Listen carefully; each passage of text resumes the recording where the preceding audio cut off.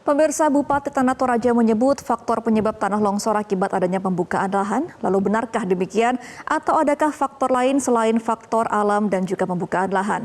Kita akan membahasnya dengan Direktur Eksekutif Walhi Sulawesi Selatan Muhammad Al-Amin. Selamat siang Mas Amin. Selamat siang Mbak. Iya, Mas Amin, ini bagaimana Walhi melihat bencana longsor yang terjadi di Kecamatan Makale dan Makale Selatan? Apakah analisis Anda ini melihat bencana masif ini terjadi karena memang ada pembebasan lahan atau seperti apa?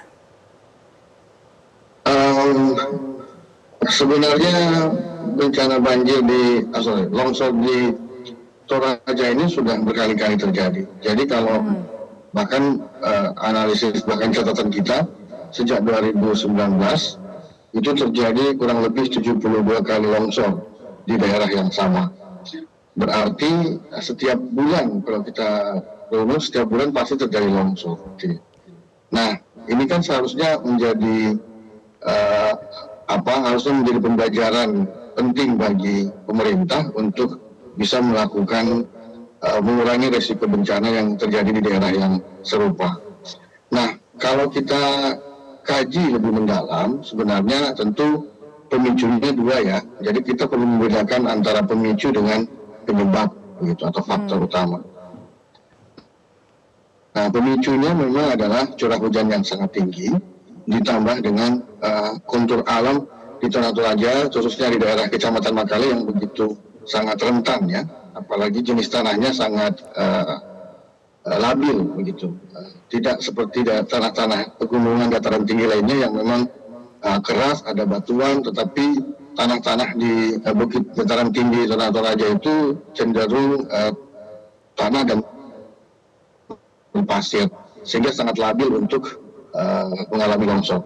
Nah, di sisi lain kita melihat juga ada pembukaan lahan yang begitu masif, apalagi sejak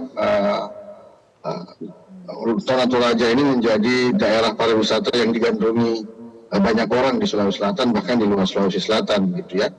Nah, jadi hampir semua daerah di Tanah Toraja itu menjadi daerah pariwisata yang kemudian pemerintah tentu saja memfasilitasi menyiapkan sejumlah banyak infrastruktur seperti pembangunan jalan. Nah, di sini baik, Mas Amin, ini kan sebenarnya kalau membicarakan mengenai cuaca dan kontur daerah kan memang sudah tidak bisa kita hindari lagi ya, karena memang itu sudah alam. Nah, tapi untuk mitigasi bencana ke depannya nih Mas Amin, supaya tidak ada lagi warga-warga lokal yang masih membangun rumah di kawasan tersebut, dan pemerintah seperti apa untuk sosialisasi ke depannya? Makanya yang pertama adalah pembangunan infrastruktur yang tidak menggunakan tidak diawali dengan kajian sustainable lingkungan yang tepat, yang komprehensif. Yang kedua adalah tidak adanya edukasi ke masyarakat, tidak adanya mitigasi program atau langkah-langkah mitigasi yang dilakukan pemerintah daerah untuk bisa mengurangi korban saat terjadi bencana. Misalnya saya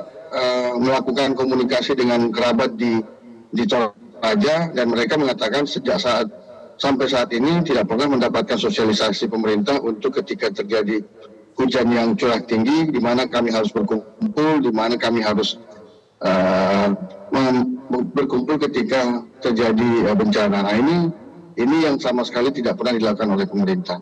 Nah, jadi menurut saya tidak bisa kemudian pemerintah daerah hanya menyalahkan alam, menyalahkan masyarakat, tetapi pemerintah juga harus refleksi diri bahwa banyaknya korban yang terjadi akibat longsor ini disebabkan karena rendahnya peran pemerintah dalam memitigasi dan mengurangi resiko bencana akibat longsor ini gitu. Nah, ini seharusnya menjadi orang yang atau pihak yang paling bertanggung jawab atas bencana ini, salah satunya adalah pemerintah daerah atau Bupati Tanah Toraja ya, yang tidak pernah melakukan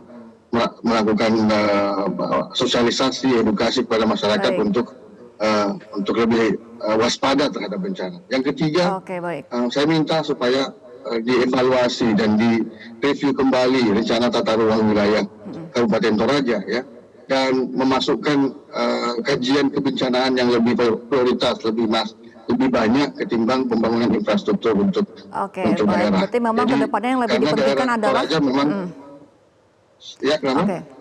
Berarti memang untuk yang dipentingkan ke depan ini karena memang konturnya yang sudah seperti itu ya Mas Amin adalah untuk mitigasi bencana dari pemerintah dan juga sosialisasi dari pemerintah kepada masyarakat ya agar tidak terulang kembali dan juga menghindari wilayah rawan bencana. Terima kasih Bapak Amin selaku Direktur Eksekutif Walhi Sulsel sudah bergabung bersama kami. Selamat kembali beraktivitas Pak Amin. Jelajahi cara baru mendapatkan informasi. Download Metro TV Extend sekarang.